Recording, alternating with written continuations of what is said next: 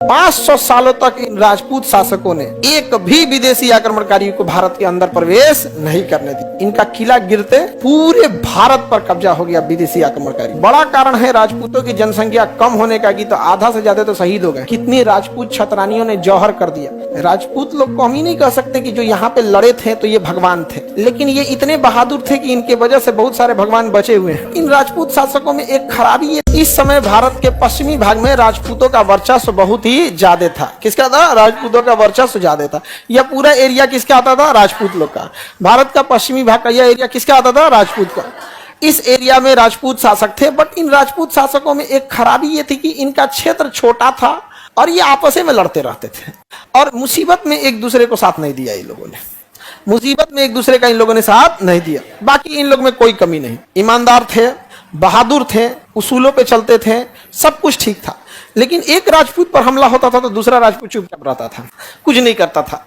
समझ में आ गया? एक इनके अंदर ये कमी। दूसरा, इनका साम्राज्य बड़ा नहीं था, छोटा छोटा साम्राज्य था। जब साम्राज्य छोटा रहेगा, कितना धन दौलत, कितना टैक्स, कितना पैसा आएगा, सेना भी छोटी रहेगी उसी हिसाब से। लेकिन इनका एरिया जो था ना, वो पथरीला और मरुस्थली था, और जो भारत का प्रवेश वाला पॉइंट था, प्रवेश द्वार था यहाँ से।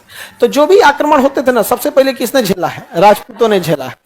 राजपूतों ने झेला है। पहला राजपूतों पर आक्रमण 712 ईस्वी में हो जाता है मोहम्मद बिन कासिम। मोहम्मद बिन कासिम, मोहम्मद बिन कासिम।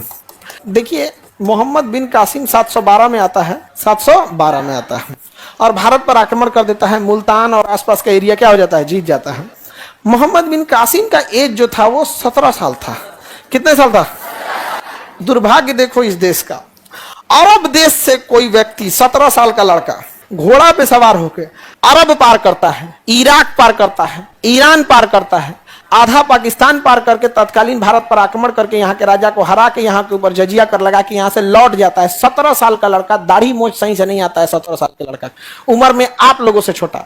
अमूमन आप लोग 18 से 20 वाले होंगे, जो अभी इंटर पास किए हैं वो 17 के आसपास होंगे, है कि नहीं? 17 से नीचे कौन लड़का है इसमें? कम होंगे, बहुत कम।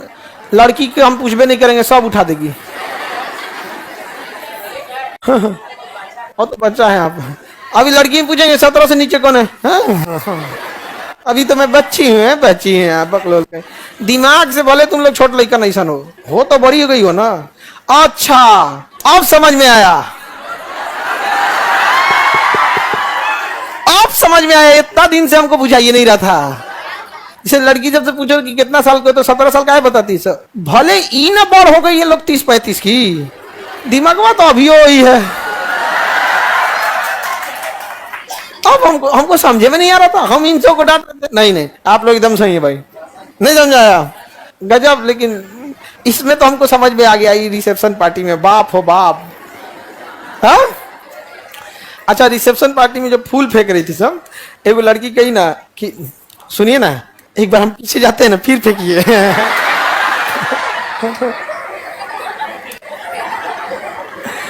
आप बताओ, मतलब हम एक बार पीछे जाते हैं फिर फेंकिए। बहुत मजा आ रहा है, बहुत इज्जत मिल रहा है हम लोग को। लॉज वगैरह में, घर में तो इतना कभी पूछबे नहीं किया हम लोग को। उसको 2-3 बार फेंकवाई, फिर वो बेचारी गुस्सिया गई तो वो कह रही कि देखिए ना सर, यहाँ से एक है लड़की जाइए नहीं रही है आप। तुम लोग के ऊपर फूल फेंकाएगा, ईटा मत चला दे।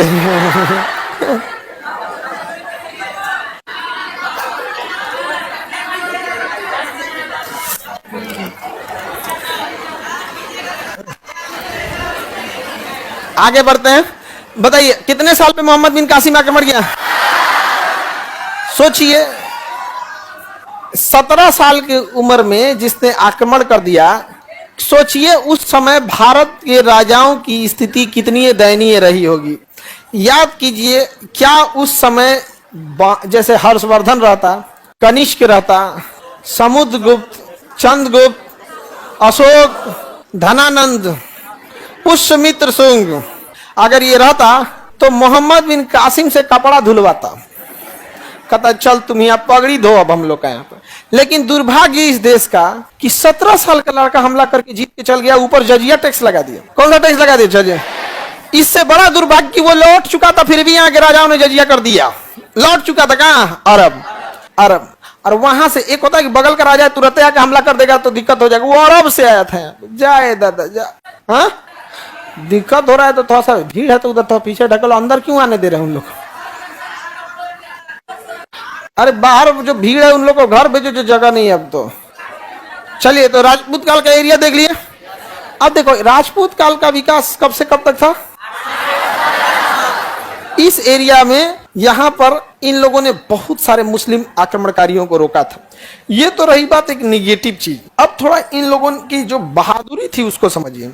1712 से लेकर 1206 तक इन राजपूत राजाओं ने न जाने कितने विदेशी आक्रमणकारियों को रोका था 712 तक नहीं, 1192 तराइन का द्वितीय युद्ध जब हारे थे पृथ्वीराज चौहान।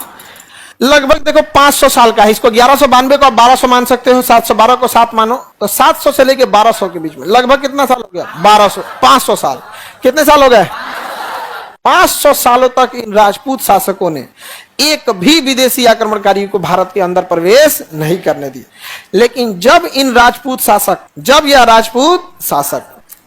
1192 का तराइन युद्ध हारते हैं तो 500 साल तक इन विदेशी आक्रमणकारियों को यह जगह पार करने में हालत खराब हो रही थी। और जैसे तराइन का युद्ध हारते हैं पूरे भारत पे कब्जा हो जाता है। यानी यह दिख जरूर रहा था छोटा, लेकिन 500 सालों तक रोक के रखा था। 500 सालों तक इनका किला गिरते पूरे भारत पर कब्जा हो गया विदेशी आक्रमणकारियों, पूरे भारत। तो बड़ा बलिदान दिया इन लोगों ने। एक बड़ा कारण है राजपूतों की जनसंख्या कम होने का कि तो आधा से ज्यादा तो शहीद हो गए। एक बड़ा कारण है इनकी संख्या ज्यादा न होने का कि न जाने कितनी राजपूत छतरानियों ने जौहर कर दिया।